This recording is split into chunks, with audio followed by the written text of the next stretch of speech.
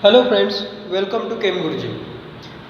आज के लेक्चर में हम हैलोजन डेरिवेटिव्स इस चैप्टर में रिएक्शंस ऑफ हैलोअरीन्स ये वाला पार्ट पढ़ने वाला है। तो रिएक्शंस ऑफ हैलोअरीन्स जो कि हम सब लोग जानते हैं कि जब एरोमेटिक कंपाउंड में हमारा कोई भी एरोमेटिक कंपाउंड आप ले लीजिए, let's say we have a benzene in our hand. अब इसका अगर एक हाइड्रोजन, एक या एक से ज़्यादा हाइड्रोजन अगर हम रिप्लेस करते हैं हैलोजन से, तो जो अपनी डेरिवेटिव बनती है उसे बोलते हैं halogen derivative of aromatic compound, that is aryl halide, या फिर उसे एक शॉर्ट शब्द भी हम यूज कर सकते हैं हैलोअरीन्स, क्योंकि हैलोअरीन्स को ही हम बोल रहे हैं यहाँ पे अरील हैलाइड्स। तो आज हम केमिकल प्रॉपर्टीज ऑफ हैलोअरीन्स के बारे में पढ़ेंगे। तो पहली वाली chemical property, their reactions with metals. Haloarenes की रिएक्शंस किसके साथ? मेटल्स के साथ। अब देखते हैं सोडियम के साथ वो कैसे रिएक्ट होता है। तो पहली रिएक्शन जो है, अब ये नेम्ड रिएक्शन है। हमने इससे पहले हेलो अल्केन्स में एक रिएक्शन पढ़ी थी जिसका नाम था वुड्स रिएक्शन। अब ये वुड्स सिंथेसिस होता क्या है कि जब हम अल्किल हैलाइड लें और अल्किल हैलाइड को ट्रीट करें सोडियम मेटल के साथ इन प्रेजेंस ऑफ ड्राई ईथर, अगर हम इसे ट्रीट कर रहे हैं सोडियम के साथ, तो क्या हो जाता है, दो अल्किल ग्रुप एक दूसरे के साथ कंबाइन होने के बाद हमें प्रोडक्ट मिलता है alkane. We get a product that contains double the number of carbon atom that are present in alkyl halide, कि जो कि अल्किल हैलाइड में जितने कार्बन है उससे दुगने कार्बन वाला अल्केन हमें यहाँ पे मिलता है। जैसे कि मान लो मैंने यहाँ पे मिथिल हैलाइड लिया तो मुझे प्रोडक्ट में मिलेगा इथेन। अगर मैंने इथिल हैलाइड लिया तो प्रोडक्ट में हमें क्या मिलेगा? ब्यूटेन। जो कार्बन का नंबर है जो हमारे सबस्ट्रेट में है, प्रोडक्ट में कार्बन की संख्या क्या हो जाती है? दुगनी हो जाती है। तो ये तो रिएक्शन था हमारा वुड्स रिएक्शन। अब इस वुड्स रिएक्शन का आगे वाला वर्जन, मतलब इसका एक्सटेंशन हम देखेंगे वुड्स फिटिक रिएक्शन। तो फिटिक भी साइंटिस्ट का नाम है। इन्होंने क्या किया था, ये वुड्स फिटिक रिएक्शन की थी। अब इन्होंने क्या बताया कि अगर हम कोई भी अरील हैलाइड लें और उसे अल्किल हैलाइड के साथ अगर हम ट्रीट करें in presence of sodium, if we get a mixture of aryl halide and alkyl halide also, and if we treat that mixture with sodium in presence of dry ether, हमें एक अरील halide लेना है, एक alkyl halide लेना है और इस mixture को सोडियम मेटल के साथ ट्रीट करना है इन प्रेजेंस ऑफ ड्राई ईथर, तो हमें क्या मिलता है product? Substituted aromatic compounds. Substituted aromatic compound मतलब क्या? ये तो हुआ हमारा एरोमेटिक कंपाउंड जो कि अब इसके अगर हाइड्रोजन को हम रिप्लेस करें कोई भी सब्स्टिट्यूएंट से। अब यहाँ पे हमने जो कि अल्किल हैलाइड यूज किया है, तो यहाँ पे सब्स्टिट्यूएंट आएगा मेरा अल्किल ग्रुप। तो यहाँ पे जो भी अल्किल ग्रुप है वो एज ए सब्स्टिट्यूएंट यहाँ पे आएगा। तो इस अल्किल हैलाइड में अल्किल ग्रुप कौन सा है? मिथिल है। तो यहाँ पे सब्स्टिट्यूएंट हमारा आ जाएगा मिथिल। तो जो कि हमने यहाँ पे सबस्ट्रेट लिया है अरील हैलाइड, हमारा कौन सा है? ब्रोमोबेंजीन। उसे हम ट्रीट कर रहे हैं ये वाला सबस्ट्रेट मिथिल ब्रोमाइड। तो हम एक अरील हैलाइड ले रहे हैं, एक अल्किल हैलाइड ले रहे हैं, तो ये कौन सा है? मिथिल ब्रोमाइड। अब ये मिक्सचर हम ट्रीट कर रहे हैं मेटल के साथ। तो मेटल कौन सा है हमारे यहाँ पे? Sodium metal. और सॉल्वेंट के तौर पर हम क्या यहाँ पे यूज करें? Dry ether. ड्राई ईथर के एप्लीकेशन तो हमने पहले भी डिस्कस किए हैं। मैं थोड़ा रिवाइंड करता हूँ कि ड्राई ईथर हम क्यों यूज कर रहे हैं यहाँ पे, वाटर एज ए सॉल्वेंट नहीं ले रहे हैं। क्यों? क्योंकि sodium is a highly reactive metal, वो मॉइस्चर के साथ रिएक्ट होगा और ऑक्साइड और हाइड्रोक्साइड देगा, तो वो डिस्टर्ब करेंगे हमारे रिएक्शन मिक्सचर को। इस वजह से हम ड्राई ईथर जो कि मॉइस्चर को एब्सॉर्ब करता है उसे एज ए सॉल्वेंट यूज कर रहे हैं यहाँ पे। तो मेरा यहाँ पे प्रोडक्ट बन गया हमारा ये मिथिल ग्रुप है और ये बेंजीन है। तो पेरेंट कंपाउंड तो हमारा हुआ बेंजीन, और जो कि उसे मिथिल अटैच है तो हम आगे लिखेंगे मिथिल बेंजीन कॉमनली, और उसका फेमस नेम जो है वो है टोलुइन। ये वुड्स रिएक्शन का आगे का एक्सटेंशन है। वुड्स रिएक्शन में दोनों अल्किल हैलाइड हमने यूज किए थे। अल्किल हैलाइड को जब ट्रीट करें हम सोडियम के साथ तो हमें मिल रहा है अल्केन। वुड्स फिटिंग में क्या होता है, उसका आगे का स्टेप, अगर एक अरील हैलाइड और एक अल्किल हैलाइड हम ले रहे हैं तो बन रहा है हमारा सब्स्टिट्यूटेड एरोमेटिक कंपाउंड। तो यहाँ पे जो अल्किल ग्रुप होगा, यहाँ पे मिथिल है तो यहाँ पे मिथिल आ जाएगा, यहाँ पे अगर हम इथिल ले रहे हैं तो यहाँ पे इथिल ग्रुप आ जाएगा। तो ये तो कैरी आउट किया था रिएक्शन फिटिक साहब ने, तो इस वजह से इस रिएक्शन को बोल रहे हैं वुड्स फिटिक रिएक्शन। अब नेक्स्ट वाला जो रिएक्शन है वो सिर्फ और सिर्फ फिटिक रिएक्शन। अब जब एक बार हम ले रहे हैं अल्किल हैलाइड ओनली, एक बार हम ले रहे हैं mixture of alkyl and aryl halide. अब क्या होगा कि जब हम सिर्फ अरिल हैलाइड को ट्रीट करेंगे सोडियम के साथ, if only aryl halides are treated with sodium. अब मैं अरिल हैलाइड ले रहा हूँ, यहाँ पे बेंजीन रिंग है, उसको क्लोरीन अटैच है, तो अरिल हैलाइड हमारा कौन सा हुआ, क्लोरोबेंजीन। इस अरिल हैलाइड को हम ट्रीट कर रहे हैं सोडियम मेटल के साथ, तो क्या होगा, ये जो दो एरोमेटिक रिंग्स है, तो मैं सिंप्लीफाई करने के लिए यहाँ पे लिख रहा हूँ कि ये तो हमारा अरिल हैलाइड है, ये एक मॉलिक्यूल हुआ, दूसरा वाला अरिल हैलाइड का मॉलिक्यूल ये हुआ हमारा। अब इन दोनों को सोडियम के साथ हम ट्रीट कर रहे हैं, तो सोडियम को बैलेंस के लिए दो एटम हम यहाँ पे ले रहे हैं यहाँ, तो दोनों एरोमेटिक रिंग एक दूसरे के साथ कंबाइन हो जाएगी, यहाँ पे एलिमिनेट होगा 2NaCl, और ये दोनों रिंग्स एक दूसरे को जोड़ने के बाद हमें इस प्रकार का प्रोडक्ट मिलेगा। ये जो प्रोडक्ट है, इस प्रोडक्ट को हम बोलते हैं बाइफिनाइल। क्या बोलते हैं इसे हम, बाइफिनाइल, और साइड प्रोडक्ट हमारा निकल जाएगा सोडियम क्लोराइड, ये होगा हमारा साइड प्रोडक्ट। तो जब हम ओनली अरिल हैलाइड्स को ट्रीट करेंगे सोडियम के साथ तो बाइफिनाइल प्रोडक्ट मिलेगा। इस रिएक्शन को बोलते हैं हम फिटिक रिएक्शन। जो नेम्ड रिएक्शन है वो जैसे कि तैसे याद में हमें रखनी है, तो तभी वो क्लियर हो जाएगी। मैं फिर से रिवाइंड करता हूँ, वुड्स रिएक्शन में ओनली अल्किल हैलाइड हम ट्रीट करते हैं सोडियम के साथ, वुड्स फिटिक में अरिल और अल्किल हैलाइड को ट्रीट करते हैं हम सोडियम के साथ, और फिटिक में ओनली अरिल हैलाइड को हम ट्रीट करते हैं सोडियम के साथ। ठीक है, अब इसके बाद जो दूसरी केमिकल रिएक्शंस है, जो कि बहुत ही महत्वपूर्ण रिएक्शंस है हैलोअरीन्स की, वो दूसरी वाली केमिकल रिएक्शंस ऑफ हैलोअरीन्स जो कि हम देखने जा रहे हैं वो है nucleophilic substitution reactions of हैलोअरीन्स।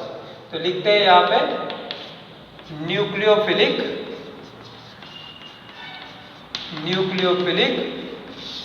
Substitution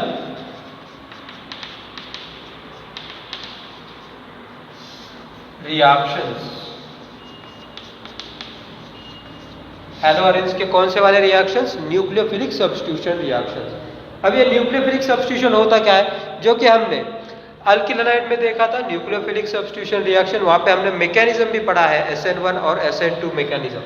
तो जो कि ये अगर हमारे अल्किल हैलाइड हुए और यहाँ पे अल्किल हैलाइड में से कोई भी ग्रुप अगर रिप्लेस किया जाए दूसरे वाले ग्रुप से, तो ये तो हो जाता है हमारा सब्स्टिट्यूशन।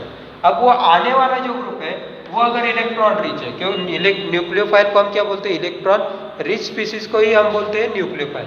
तो आने वाला ग्रुप अगर हमारा न्यूक्लियोफाइल है तो वो तो सब्स्टिट्यूशन हो जाएगा न्यूक्लियोफिलिक सब्स्टिट्यूशन रिएक्शन। ये तो हमने पढ़ा था अल्किल हैलाइड में। अब हमें उसे पढ़ना है अरिल हैलाइड्स में, ठीक है, जानेंगे हैलोअरीन्स में। तो हैलोअरीन्स का पहले तो स्ट्रक्चर देख लेते हैं हम लोग। ये तो हुआ हमारा हैलोअरीन्स, मतलब बेंजीन की रिंग है, एरोमेटिक कंपाउंड है, और उसे अगर हम हैलोजन कोई भी लगाएं, क्लोरीन हो, ब्रोमीन हो, आयोडीन हो, तो ये तो हैलोअरीन बन जाएगा। तो यहाँ पे दिक्कत क्या आती है, दे शो लो रिएक्टिविटी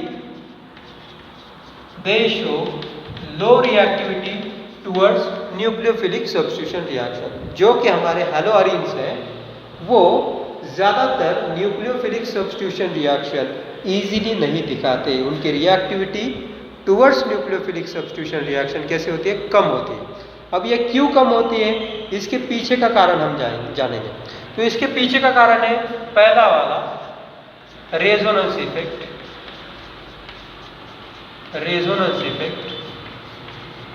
और दूसरा वाला जो कारण है वो है sp2 hybrid state of carbon. Okay, तो ये दो वजह होने से हमारे जो अरिल हैलाइड्स है या फिर हैलोअरीन्स है वो न्यूक्लियोफिलिक सब्स्टिट्यूशन रिएक्शन नहीं दिखाते, या फिर अगर वो दिखाते हैं तो उनकी रिएक्टिविटी कैसे होती है, कम होती है as compare to alkyl halide. अब ये रीजंस हम डिटेल्स में पढ़ेंगे कि रेजोनेंस होने की वजह से उनकी रिएक्टिविटी कम क्यों होती है, वो न्यूक्लियोफिलिक सब्स्टिट्यूशन रिएक्शन आसानी से क्यों नहीं दिखाते। तो पहले हम स्ट्रक्चर देख लेते हैं। ये जो बेसिकली हमारे हैलोअरीन्स है, तो हैलोअरीन्स में ये बेंजीन रिंग है हमारी, और ये बेंजीन रिंग जो कि अटैच है हैलोजन को। अब ये हैलोजन फ्लोरीन है, क्लोरीन है, ब्रोमीन है या फिर आयोडीन है। ये हैलोजन की एक स्पेशलिटी है, इसके ऊपर 3 लोन पेयर ऑफ इलेक्ट्रॉन्स होते हैं। हैलोजेंस के ऊपर होते हैं 3 लोन पेयर ऑफ इलेक्ट्रॉन। अब ये 3 लोन पेयर ऑफ इलेक्ट्रॉन होने की वजह से क्या होता है, यहाँ पे कॉन्जुगेशन बन जाता है, रेजोनेंस इफेक्ट बन जाता है। अब रेजोनेंस इफेक्ट क्या है, ये चलते चलते हम डिस्कस करेंगे। तो यहाँ पे देखिए ये लोन पेयर है, यहाँ पे सिंगल बॉन्ड है, यहाँ पे डबल बॉन्ड है, अगेन सिंगल बॉन्ड है, यहाँ पे डबल बॉन्ड है, again single bond, double bond. तो इस वजह इस टाइप का जो स्ट्रक्चर हो जाता है तो उसे बोलते हैं हम कॉन्जुगेशन। उसे हम क्या बोलते हैं, कॉन्जुगेशन। कॉन्जुगेशन क्या कि अल्टरनेट डबल बॉन्ड और सिंगल बॉन्ड होना, और लोन पेयर या फिर पॉजिटिव चार्ज, ये अल्टरनेट होना चाहिए। अब कॉन्जुगेशन की वजह से रेजोनेंस कैसे बन जाता है, कैसे इफेक्ट होता है कि ये जो हमारा कंपाउंड है जो कि हैलोअरीन्स है, ये किसी भी एक स्ट्रक्चर से हम दर्शा नहीं सकते। इसे दर्शाने के लिए हम नंबर ऑफ स्ट्रक्चर यूज करते हैं। अगर कंपाउंड में हमारे कॉन्जुगेशंस हो, alternate double bond single bond हो, तो किसी भी एक स्ट्रक्चर से हम उसे रिप्रेजेंट नहीं कर सकते टोटली, किसी उस कंपाउंड को हम नंबर ऑफ स्ट्रक्चर यूज कर सकते हैं। मतलब क्या, अगर ये लोन पेयर यहाँ पे आ जाए और ये वाला बॉन्ड पाई बॉन्ड आगे आ जाए, तो ये कॉन्जुगेशन है, ये लोन पेयर और ये पाई बॉन्ड के बीच कॉन्जुगेशन हुआ। तो आगे वाला स्ट्रक्चर में क्या होगा, ये लोन पेयर यहाँ पे आ जाए तो कार्बन और हैलोजन के बीच आएगा डबल बॉन्ड, ये दोनों बॉन्ड जैसे के तैसे रहेंगे। ये X और X ने जो इलेक्ट्रॉन दिया है तो इसके ऊपर आ जाएगा पॉजिटिव चार्ज। अब इस कार्बन के ऊपर आएगा निगेटिव चार्ज। क्यों, क्योंकि जो कि ये पाई बॉन्ड यहाँ पे शिफ्ट हुआ है, पाई इलेक्ट्रॉन से यहाँ पे शिफ्ट हुए। तो ये स्ट्रक्चर हुआ मेरा पहला, ये हुआ दूसरा।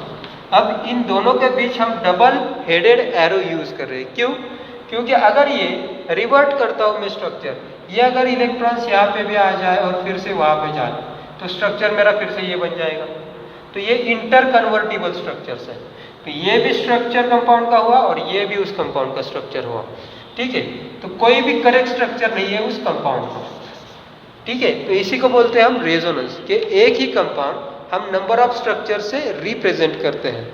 ठीक है, अब दूसरा वाला ये यहाँ पे आएगा कॉन्जुगेशन की वजह से, ये आगे शिफ्ट हो जाएगा, कॉन्जुगेशन बढ़ रहा है यहाँ पे। तो दूसरा स्ट्रक्चर कैसे आएगा, इस पोजीशन पे आएगा निगेटिव चार्ज, यहाँ पे आएगा डबल बॉन्ड, ये डबल बॉन्ड जैसे कि तैसा रहेगा, ये आएगा पॉजिटिव चार्ज। अब कॉन्जुगेशन देखिए एक्सटेंड हो रहा है या नहीं हो रहा है। अब negative charge, single bond, double bond, तो फिर से वो एक्सटेंड हो रहा है, फिर से वो आगे जाएगा। तो आगे वाले स्ट्रक्चर में ये आएगा यहाँ पे डबल बॉन्ड, ये निगेटिव चार्ज, ये डबल बॉन्ड और ये पॉजिटिव चार्ज। तो ये हुआ हमारा तीसरा स्ट्रक्चर, ये हुआ हमारा चौथा स्ट्रक्चर। तो ओवरऑल हमारे क्या समझ में आता है रेजोनेंस में, कि जहाँ पे हमें डबल बॉन्ड दिख रहा है वो सिंगल बॉन्ड भी है, और जो सिंगल बॉन्ड हमें दिख रहा है वो डबल बॉन्ड भी है। तो इस रिंग का हर एक बॉन्ड उसको डबल बॉन्ड का कैरेक्टर है।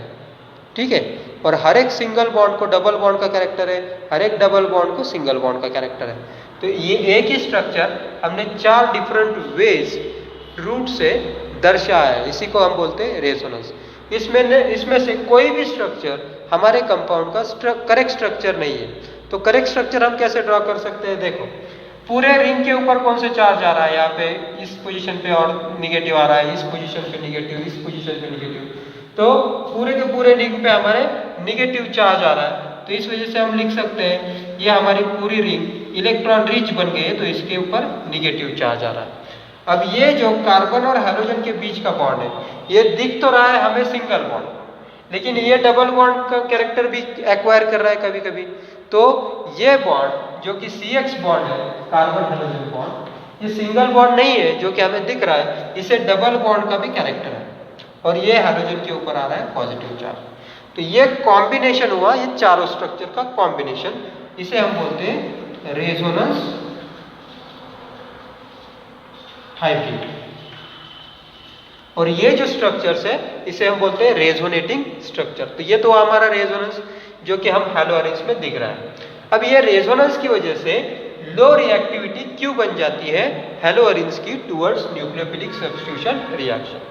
तो यहाँ पे अगर हम देख रहे हैं केयरफुली, अगर देख लें तो ये जो बॉन्ड है कार्बन हैलोजन बॉन्ड, ये यहाँ पे दिख तो रहा है हमें सिंगल बॉन्ड, लेकिन रेजोनेंस होने की वजह से उसे डबल बॉन्ड का कैरेक्टर आ रहा है।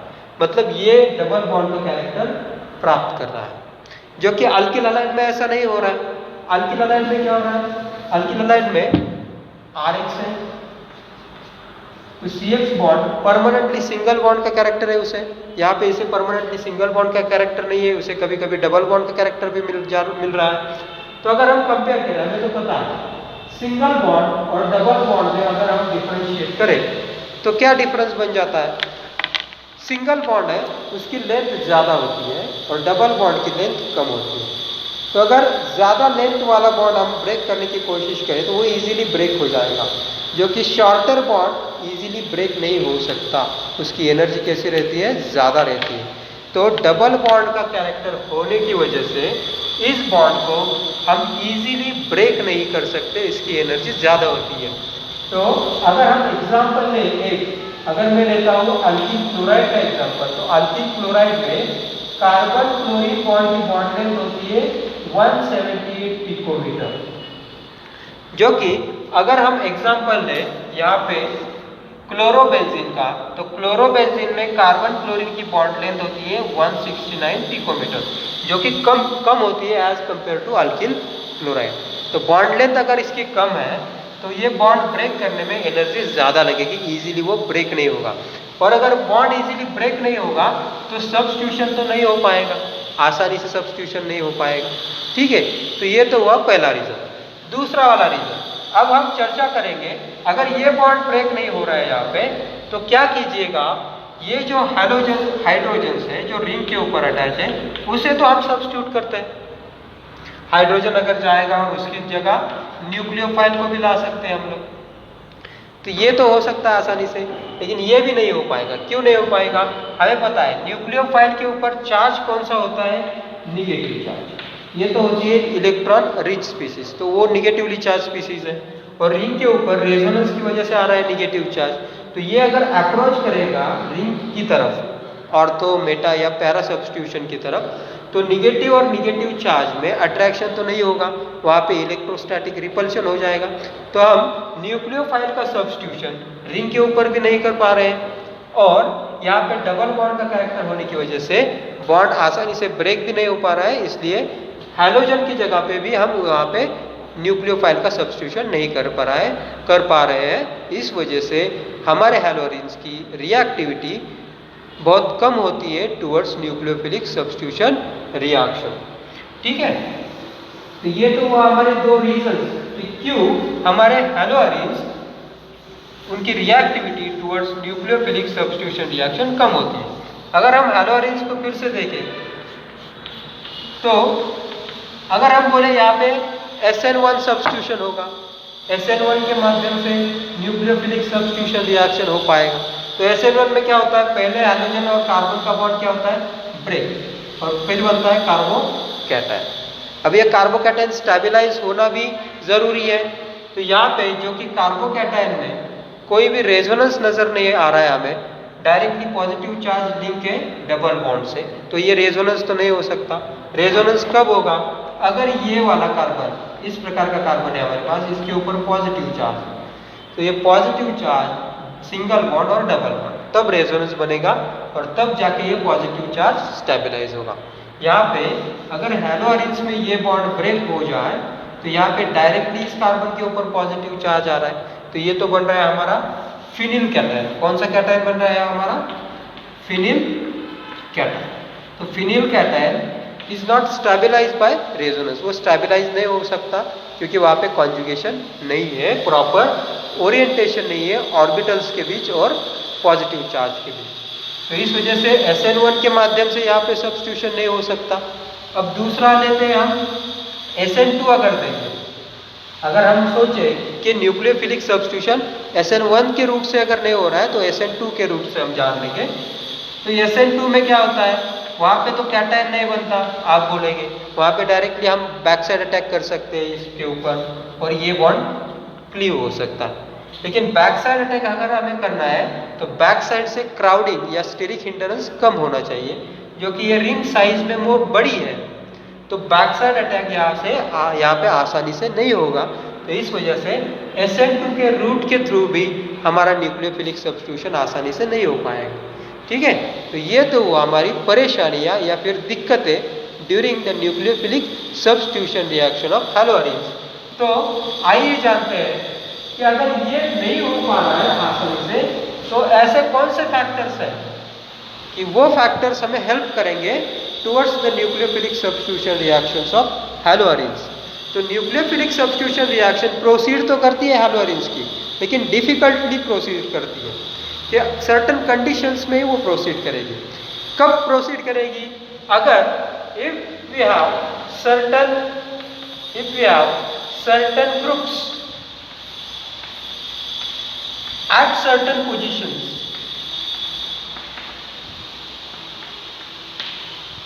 in halogens,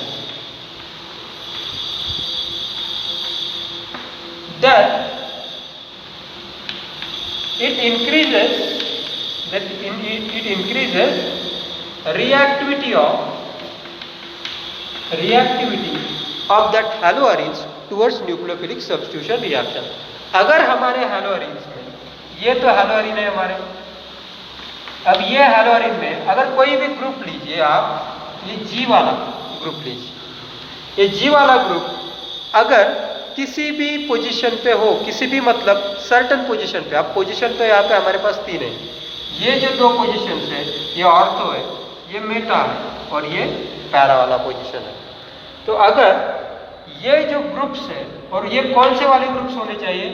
electron withdrawing group. Electron withdrawing group मतलब क्या कि जो रिंग से इलेक्ट्रॉन को अपनी तरफ खींच लेते हैं। ये वाले ग्रुप कौन से हैं? Electron withdrawing group. NO2 वाला ग्रुप हो गया, नाइट्रो ग्रुप। उसके बाद एल्डिहाइड का ग्रुप हो गया, या फिर हम ले सकते हैं कार्बोक्सिलिक एसिड का ग्रुप ले सकते हैं, या फिर ले सकते हैं CN ग्रुप, साइनो ग्रुप। तो ये तो सारे के सारे हुए हमारे इलेक्ट्रॉन विड्रॉइंग ग्रुप्स। तो ये इलेक्ट्रॉन विड्रॉइंग ग्रुप्स अगर सर्टन पोजीशंस पे है हैलोअरीन्स के, सर्टन पोजीशंस वो भी कौन सी? नॉट मेटा, अगर वो ऑर्थो या पैरा पोजीशन पे ये इलेक्ट्रॉन विड्रॉइंग ग्रुप हमारे लगे हुए हैं तो उनकी रिएक्टिविटी बढ़ती है टुवर्ड्स न्यूक्लियोफिलिक सब्स्टिट्यूशन रिएक्शन। और न्यूक्लियोफिलिक सब्स्टिट्यूशन रिएक्शन ये अगर इसमें से कोई भी ग्रुप ऑर्थो या पैरा पोजीशन पे अटैच है तो वो न्यूक्लियोफिलिक सब्स्टिट्यूशन रिएक्शन की रिएक्टिविटी बढ़ाता है हैलोअरीन्स की। तो देख लेते हैं थोड़े एग्जांपल्स कि जहाँ पे न्यूक्लियोफिलिक सब्स्टिट्यूशन रिएक्शन हुआ है हैलोअरीन्स का। उसके बाद हम रीजन ढूंढेंगे कि क्यों, अगर वो न्यूक्लियोफिलिक सब्स्टिट्यूशन रिएक्शन हो रहा है तो क्यों हो रहा है। तो पहले तो रिएक्शन है, यहाँ पे मैंने लिया क्लोरोबेंजीन, यहाँ पे नाइट्रो ग्रुप मैंने लगाया है पैरा पोजीशन पे।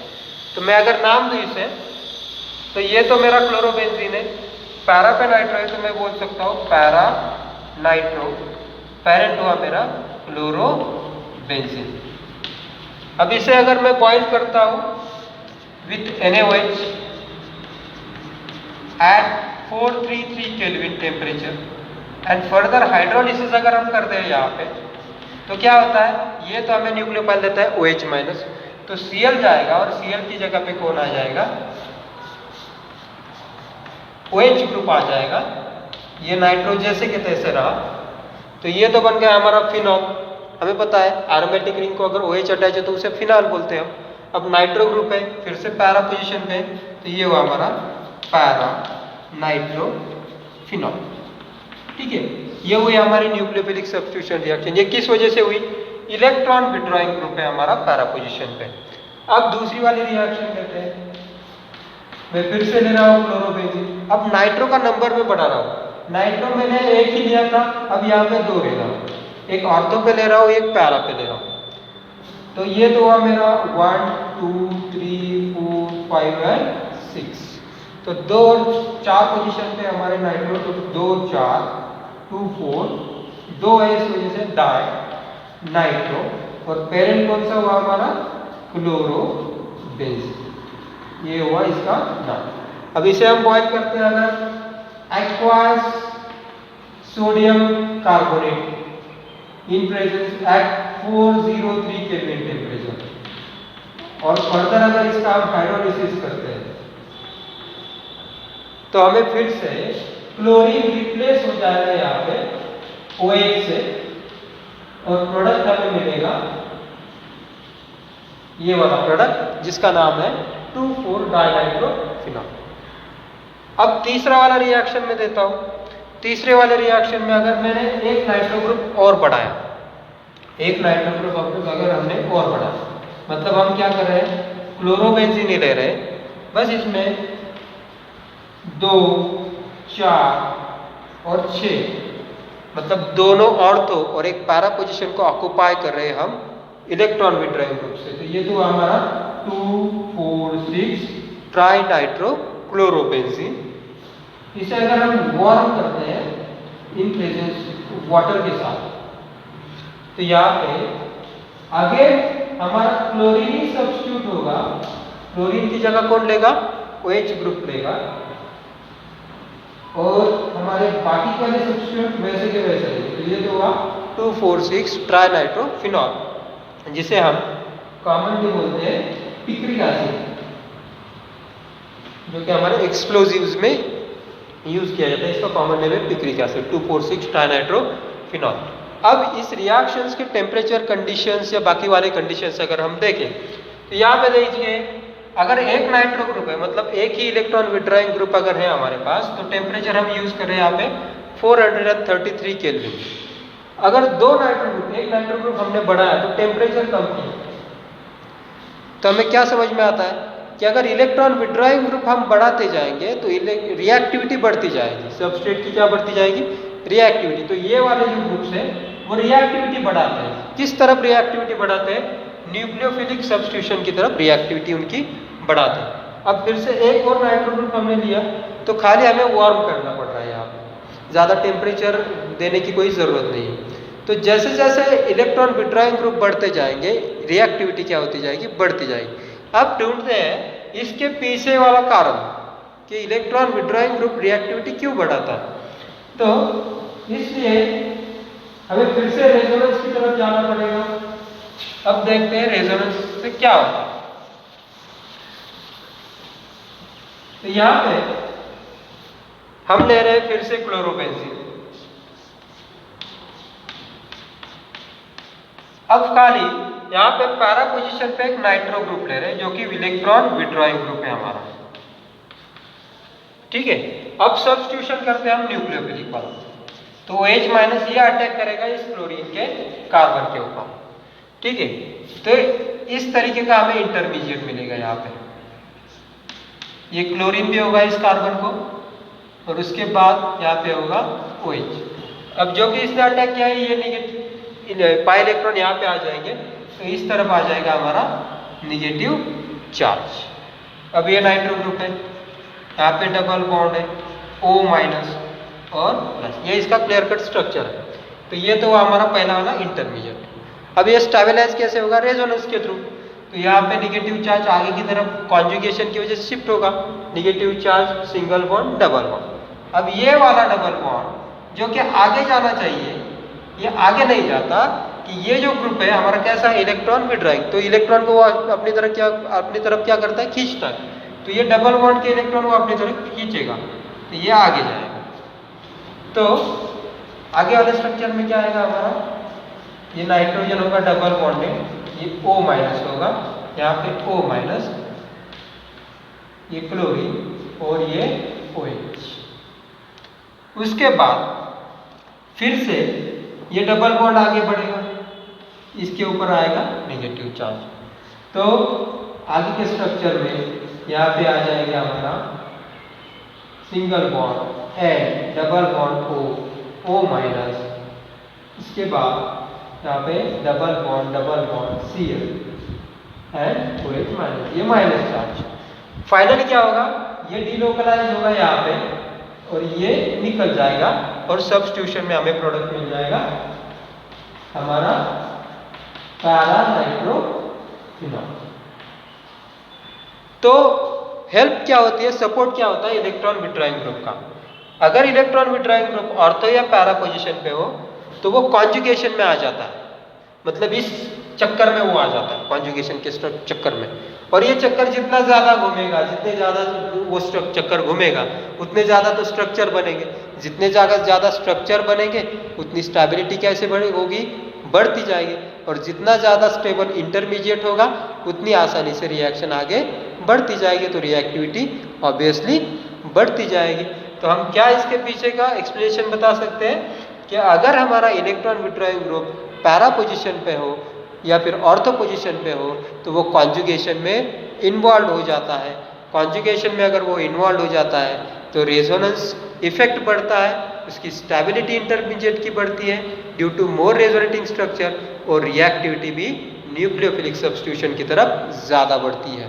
तो ये तो हुआ हमारा nucleophilic substitution reactions of haloarenes. Thank you.